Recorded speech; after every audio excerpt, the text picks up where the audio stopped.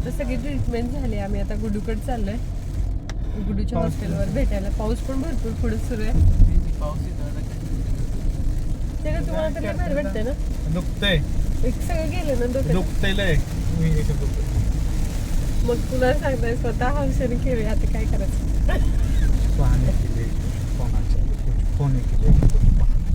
कुछ पाने के लिए कुछ खोना चाहिए, आजच सारखं म्हणतात ना. तर आत्ता आम्ही गुडूकडे चाललो आहे आणि पाऊस पण सुरू आहे. म्हणजे इथं सारखाच पाऊस येतो. बऱ्याच व्हिडिओमध्ये तुम्ही बघितलं असेल, पाऊस इथं भरपूर असतो आहे. तर थोड्याच अंतरावरती आहे गुडूचं हॉस्टेल. तर त्या हॉस्टेलचा सुद्धा पूर्ण व्हिडिओ मी पहिला टाकलेला आहे, म्हणजे तिचं कॉलेज वगैरे. तर तो व्हिडिओसुद्धा तुम्ही बघितला नसेल तर नक्की बघा. तर इथं स्पेशली आम्ही पतजींच्या ट्रीटमेंटसाठी आलो होतो कोच्चिमध्ये.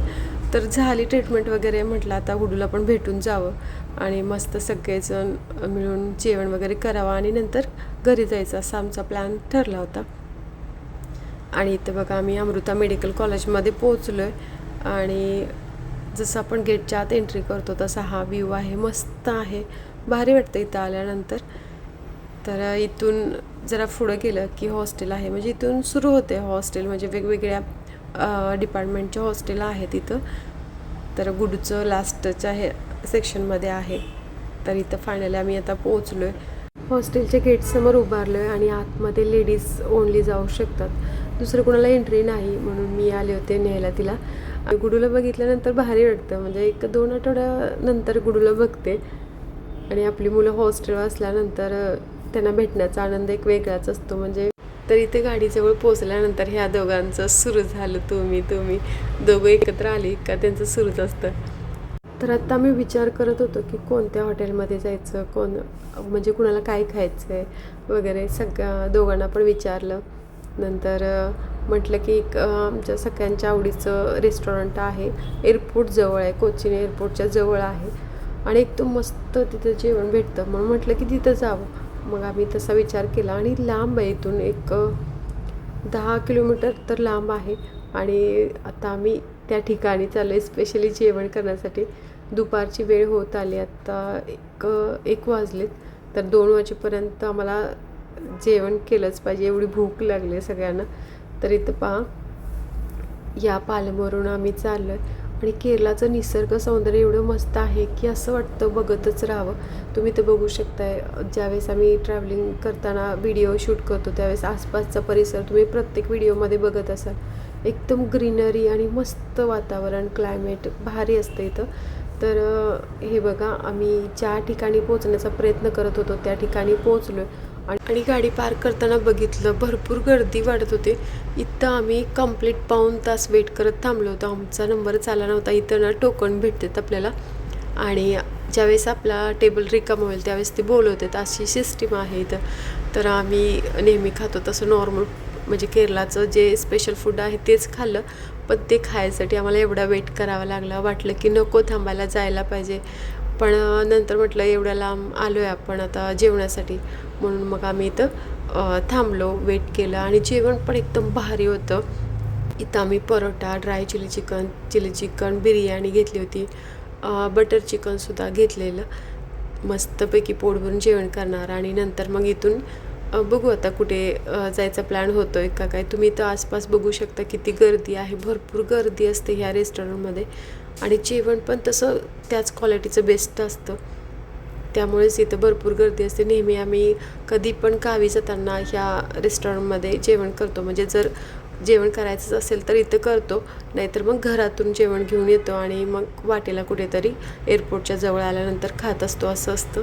तर इथं बघा, त्याच्याच शेजारी सगळे ड्रायफ्रूट्स वगैरे भेटत होते, मोठीशी बेकरी होती.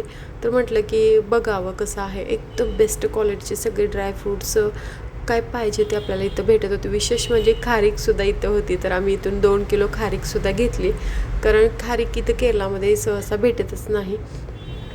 तर इथं बघू शकताय, इथं सुद्धा थोडीशी गर्दी होती आणि सगळं ड्राय आयटम बघितल्यानंतर मला तर असं वाटत होतं हे घ्यावं की ते घ्यावं. एवढं सगळं बघितल्यानंतर घ्यायची इच्छा झालेली आणि थोडंसं आम्ही घेतलंसुद्धा.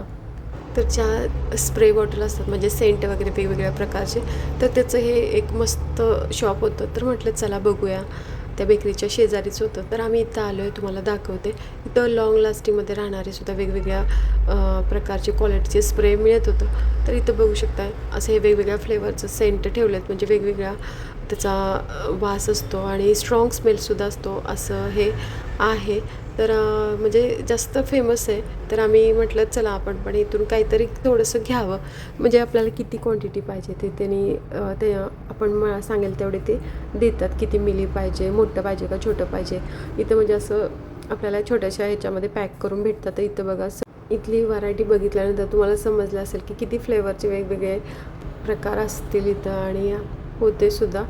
तर आता आम्ही काहीच घ्यायला आलो नव्हतो, फक्त जेवण करण्यासाठी असं बाहेर जायचं असं प्लॅन केलेला गुडूकड गेल्यानंतर. पण इथं भरपूर खरेदी झाली, त्या बेकरीमध्ये पण घेतलं, इथं पण घेतलं आणि आता फायनली आम्ही वापस चाललो आहे. तर गुडूला हॉस्टेलवर सोडून आम्ही आता घरी जाणार आहे.